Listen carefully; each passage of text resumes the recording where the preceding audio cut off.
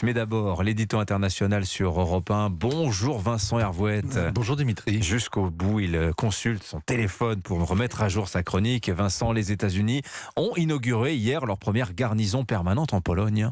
Oui, 10 000 soldats américains sont déjà déployés en Pologne, qui est devenue la base arrière de l'Ukraine en guerre, c'est-à-dire la plateforme logistique par laquelle transite l'aide massive, mais aussi l'arsenal, les ateliers de réparation pour le matériel usé par les combats, des centres d'entraînement pour la troupe et un puissant porte-voix de la propagande otanienne. En plus, donc, elle abritera désormais le QG du 5e corps de l'armée américaine.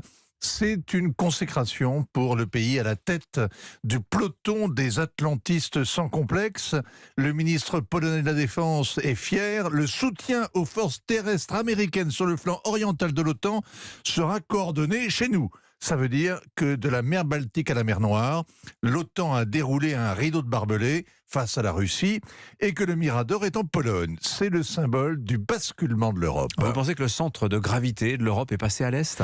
La Pologne met les bouchées doubles pour forger l'armée la plus puissante d'Europe. L'an dernier, elle y a consacré 2,5% de son PIB à sa défense. C'est un record. Cette année, c'est 4%. Varsovie a acheté des Abrams américains par centaines, 1 millier de chars coréens, presque autant de canons autopropulsés, des Patriots, des HIMARS, des chasseurs F-35.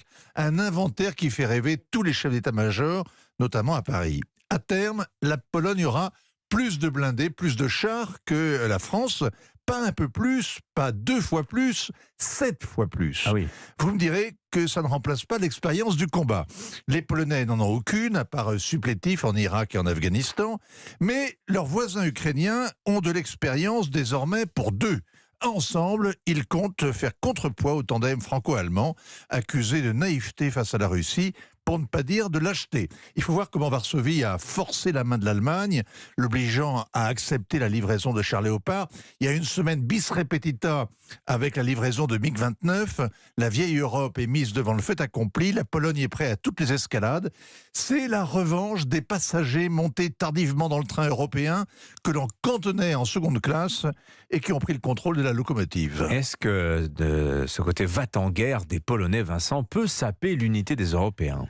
Eh bien, c'est le contraire. Les MiG-29 ne changent rien sur le plan tactique, les défenses antiaériennes russes sont solides, mais l'escalade permet de maintenir les membres de l'OTAN sous tension et elle ruine d'avance toute tentative de médiation. Il y a pile un mois, Joe Biden à Varsovie a annoncé la couleur « Nous ne lâcherons pas l'Ukraine et l'OTAN ne sera pas divisée ». La logique, c'est la guerre à perpétuité jusqu'à la défaite de Moscou.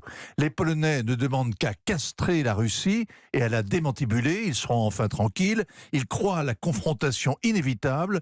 Leur ambassadeur à Paris l'a dit l'autre soir, si l'Ukraine échoue, nous n'aurons pas le choix. Nous serons obligés de rentrer dans le conflit. Wow. Les Américains viennent de sceller un nouveau pacte de Varsovie. Il semble pire que l'ancien. C'est un pacte faustien. Signature Europe 1, Vincent Hervouette. Merci beaucoup Vincent.